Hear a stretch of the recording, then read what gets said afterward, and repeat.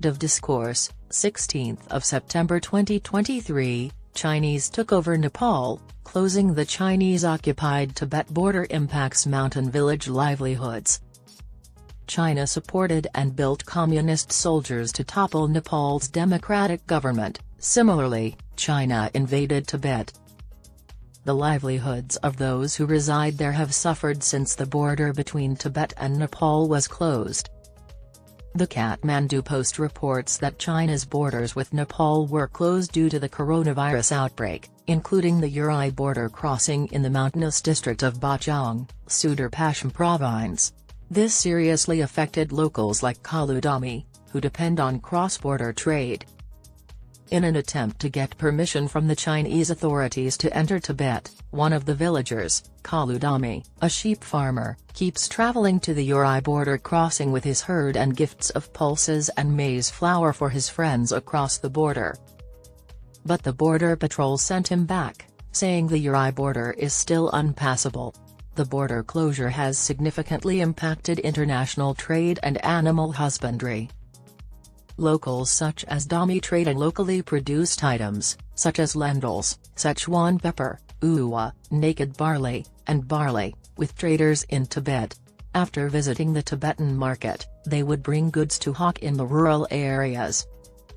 The majority of homes in the rural municipalities of Hyapprithvi, Durgathalai, Bungal, Mashta, Takot, Saipal, and Kapchana have been friendly with Tibetans for a long time.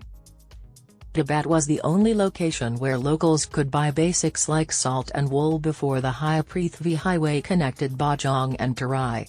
The Kathmandu Post stated that Rajendra Dhami, the former chairman of Saipal Rural Municipality, claimed that their business relationship resulted in a lifelong friendship. Deep companies had developed out of the commercial interactions. To visit their friends, the Tibetans would travel to the Bajhang villages. They arrived with wool and salt to sell to the villagers. They brought fresh food from Bajhang home with them, Rajendra remarked. Before the border between China and Nepal was closed, Bajhangis and Tibetans traveled across it. In addition to trade, the border restriction has severely impacted the ability of Nepali people to find seasonal labor, which was their primary source of income. In the past, many Nepalis would go to Tibetan towns and cities to work as day laborers. They worked as porters, construction workers, and farm laborers. Every day, they earned between 150 and 300 yuan. 1 yuan is equivalent to roughly 18 Nepali rupees. The Urai border crossing is believed to be part of the Silk Road. This route benefited Nepal and Tibet from close trade, cultural exchanges, and religious links. Interpersonal interactions were positive.